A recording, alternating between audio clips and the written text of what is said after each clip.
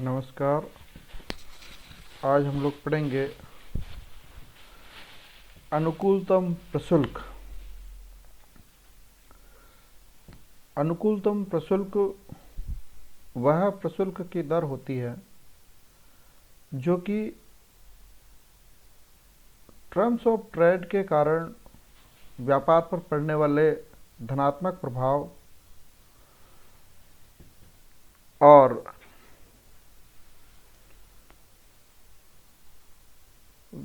व्यापार के आकार में कमी के कारण पड़ने वाले नकारात्मक प्रभाव के कारण जो नेट बेनिफिट होता है उसको अधिकतम करता है। अर्थात ऑप्टिमम टैरिफ वह टैरिफ की दर है जो कि इस नेट बेनिफिट को अधिकतम करता है। नेट बेनिफिट किन के बीच में? टर्म्स ऑफ ट्रेड के कारण सुधार होता है और ट्रेड वॉल्यूम के कारण कमी आती है। तो कमी की तुलना में अगर सुधार ज़्यादा होता है तो नेट बेनिफिट ज़्यादा होगा। यही ऑप्टिमम टैरिफ कहलाता है। इसको अगर हम लोग स्वतंत्र व्यापार की स्थिति से अगर प्रारंभ करते हैं तो जैसे जैसे राष्ट्र अपने प्रशुल्क की दर में वृद्धि करता है वैसे वैसे उसके कल्याण में वृद्धि होती है और एक स्टेज पर वो अधिकतम हो जाता है, और जहाँ पर वो अधिकतम होता है वही ऑप्टिमम टैरिफ हो गया। और उसके पश्चात वो पुनः गिरने लगता है। अगर उसके पश्चात भी टैरिफ की रेट यानी प्रशुल्क की दरों में और वृद्धि की जाएगी तो वो क्या हो जाएगा? गिरने लगता है। इससे क्या होगा कि राष्ट्र जो होगा वो वापस उसका जो आर्थिक स्थिति जो है वो पुनः कम होने लगती है और वो ऑटार्की पॉइंट पर यानी नो ट्रेड की स्थिति में पहुंच जाता है। ऑटार्की से मतलब होता है नो ट्रेड, जिसमें कि कोई व्यापार नहीं होता है। विद ए प्रोहिबिटिव टैरिफ, यानी जो ऑप्टिमम टैरिफ होता है उस टैरिफ के बाद में जो टैरिफ व्यापार को रोकता है वो प्रोहिबिटिव टैरिफ होता है। जिस टैरिफ को लगाने से पुनः हम नो ट्रेड की स्थिति पर पहुंचते, क्योंकि टैरिफ ज़्यादा हो जाएगा तो लोग वहाँ पे आयात नहीं करेंगे, निर्यात नहीं करेंगे और धीरे धीरे वो ऑटार्की की स्थिति को प्राप्त कर लेता है। ऑटार्की का मतलब नो ट्रेड की पोजीशन को प्राप्त कर लेता है।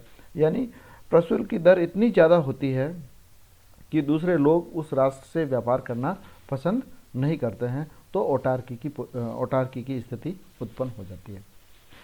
हालांकि जैसे जैसे टर्म्स ऑफ ट्रेड के कारण या टैरिफ लगाने के कारण टर्म्स ऑफ ट्रेड में सुधार होता है, तो जो व्यापार करने वाले दूसरे राष्ट्र जो होते हैं उनकी टर्म्स ऑफ ट्रेड में क्या होता है? कटौती होती है, तो वो घटती जाती है और उनके वो विपरीत होता है। तो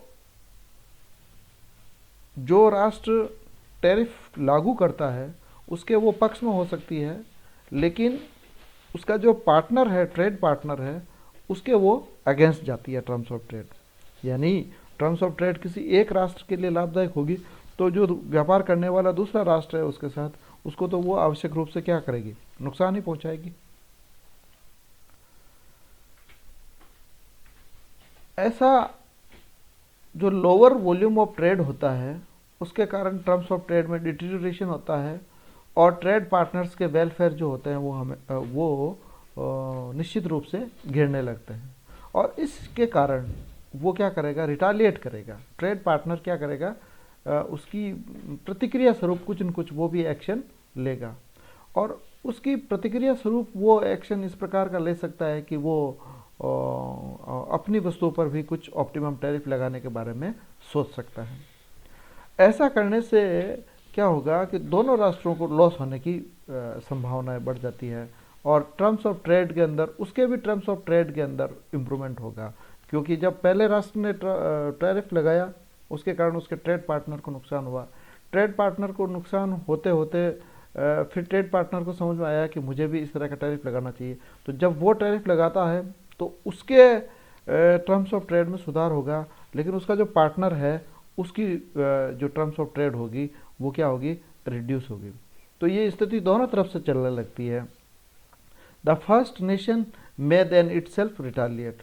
और जब दूसरे राष्ट्र के द्वारा भी टैरिफ लगाया जाता है तो फर्स्ट राष्ट्र का जो पहले कंट्री है उसका जो टर्म्स ऑफ ट्रेड है उसमें कमी आने लगती है। उसके कारण वो पुनः वापस उसकी प्रतिक्रिया करेगा, और ये जो चीज़ें हैं वो प्रतिक्रिया, इसकी प्रतिक्रिया स्वरूप वो टैरिफ लगाएगा और उसकी प्रतिक्रिया स्वरूप वो टैरिफ लगाएगा। तो ये प्रक्रिया जो है वो चालू हो जाती है। और अगर ये प्रोसेस कंटिन्यू रहता है तो सभी राष्ट्र को लॉस होने लगता है, और most of the gains from trade,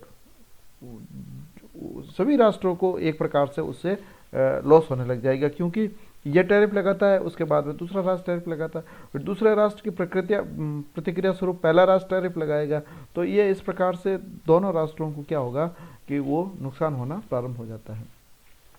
ऐसी स्थिति में यह ऐसा भी हो सकता है कि अगर ट्रेड पार्टनर रिटालिएट नहीं भी करे तो भी एक राष्ट्र ऑप्टिमम टैरिफ लगाता है तो उससे gains from the tariff imposing nation are less than the losses of the trade partner. तो उस स्थिति में क्या होता है कि जो राष्ट्र टैरिफ लगाता है उसका जो लॉस होता है वो ट्रेड पार्टनर की तुलना में कम होता है। तो world as a whole is worse off than under free trade. यहाँ पर यह स्थिति बनती है कि अगर एक राष्ट्र टैरिफ लगाता है तो उसकी प्रतिक्रिया स्वरूप दूसरा राष्ट्र भी टैरिफ लगाता है, और ये प्रतिक्रियाओं का प्रोसेस चलता रहता है, तो दोनों राष्ट्र इससे नुकसान में होंगे, पहली स्थिति।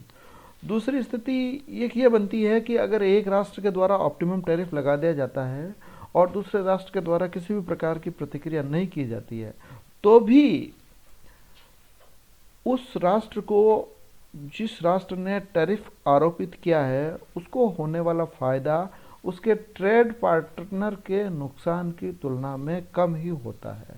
कुल मिलाकर के नेट बेनिफिट जो होता है वो टैरिफ इम्पोज करने से नेगेटिव में ही जाता है, अर्थात टैरिफ इम्पोज करने की तुलना में जो नॉन टैरिफ वाली अवस्था है वो ज़्यादा अच्छी होती है। It is in this sense that free trade maximises world welfare. पूरे व्यापार, विश्व का कल्याण जो होता है वो फ्री ट्रेड के अंदर अधिकतम हो सकता है, टैरिफ वाले के अंदर नहीं हो सकता है। अब ये ऑप्टिमम टैरिफ और रिटालिएट को हम डायग्राम के द्वारा इस प्रकार से समझा सकते हैं। ये फर्स्ट कंट्री का ऑफर कर्व है, ये सेकंड कंट्री का ऑफर कर्व है, और ये उनके द्वारा टर्म्स ऑफ ट्रेड का निर्धारण किया जाता है PW बराबर 1, PW बराबर 1। अगर फर्स्ट कंट्री के द्वारा टैरिफ आरोपित किया जाता है, फर्स्ट कंट्री के द्वारा टैरिफ आरोपित किया जाता है तो उसका ये ऑफर कर्व जो है वो बदल करके ये 1 हो जाएगा, और अगर सेकंड कंट्री के द्वारा किया जाता है तो उसके द्वारा ये जो ऑफर कर्व होगा उसका बदल करके ये सेकंड स्टार हो जाएगा। तो इस अवस्था में इसका जो टर्म्स ऑफ ट्रेड रहता है वो रहता है 0.625, 0.625। ये करता है आपके 25 और 10 इकाई, और यहाँ पर होता है आपके 40 और ये हो जाएगा 20 इकाई के बराबर, 20 और 40 के बराबर। जबकि पहले जो था वो कितना था, 60 के बदले में 60, 60 के बदले में 60। अगर ये करता है तो इसको फ़ायदा हो सकता है थोड़ा बहुत 40 इकाई, और ये हो गया आपके 20 इकाई। तो ये 40 इकाई खो कर के ये 40 इकाई इसका जो है वो उत्पादन हो रहा है। और ये यहाँ पर भी देखिए, ये 25 और ये 10 इकाई के बराबर इसका जो है वो बनता है। इसको देखिए, ऑफर कर्व फर्स्ट और सेकेंड फ्री ट्रेड इक्विलिब्रियम की स्थिति को समझाते हैं, जहाँ पर पॉइंट ई पर Px/Py बराबर क्या है, 1 है। और अब ऑप्टिमम टैरिफ फॉर नेशन 2 लगाया जाता है तो रोटेट होकर के इसका ऑफर कर्व क्या हो जाएगा, 2 स्टार हो जाएगा। यानी इसके द्वारा अगर ऑप्टिमम टैरिफ लगाया जाता है तो ये इसका ऑफर कर्व हो जाएगा नेशन 2 का। और टर्म्स ऑफ ट्रेड इम्प्रूव होकर के P X upon P Y बराबर 1 था, जो हो जाएगा आपके 1/0.625 यानी 1.6 हो जाएगी। इसकी इसकी जो होगी वो 1.6 हो जाएगी सेकंड कंट्री की, जबकि उसके द्वारा टैरिफ लगाया जाता है।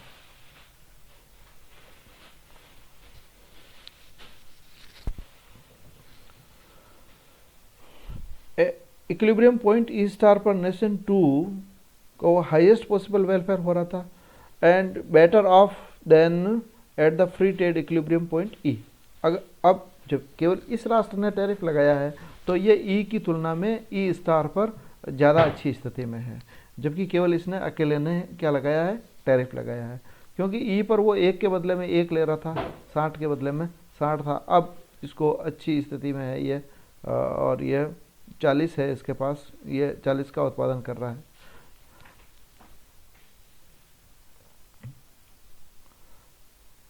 लेकिन इस अवस्था में जो फर्स्ट कंट्री है उसका वेलफेयर कम हुआ है, और ये इसके कारण वो क्या करेगा कि उसका रिटालिएट करेगा। वो रिटालिएट करने के फलस्वरूप वो भी ऑप्टिमम टैरिफ लगाता अपने स्वयं का, जो कि ऑफर कर्व 1 स्टार के द्वारा दर्शाया गया, और उसका इक्विलिब्रियम होता है ई डबल स्टार पॉइंट पर।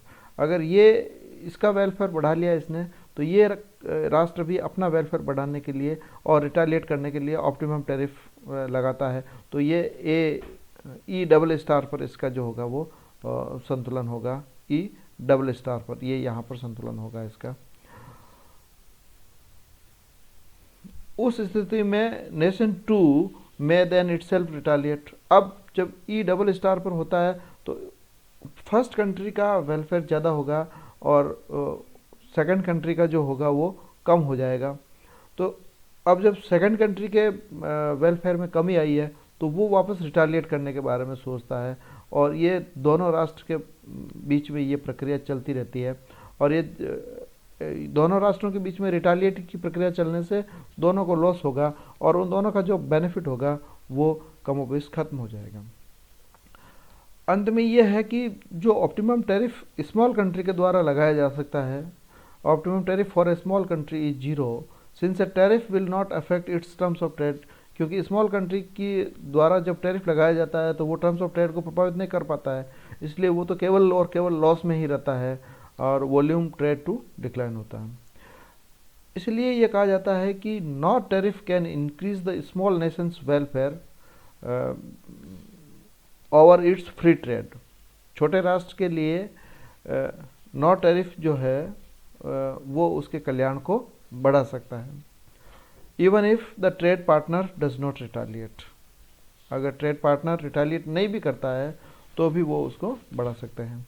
लेकिन जो इस समय की जो रिसेंट एम्पिरिकल रिसर्च है उसमें ब्रोदा एंड लिमाओ और वेंस्टन 2008 वो इंडिकेट करते हैं कि nations do indeed impose the higher tariffs on goods with lower export elasticity. अगर आपके निर्यात की मांग की लोच कम है तो आप ज़्यादा टैरिफ लगा सकते हैं, अन्यथा नहीं लगा सकते हैं। इसके साथ ही ये टैरिफ का चैप्टर जो है वो आज समाप्त होता है। बहुत बहुत धन्यवाद।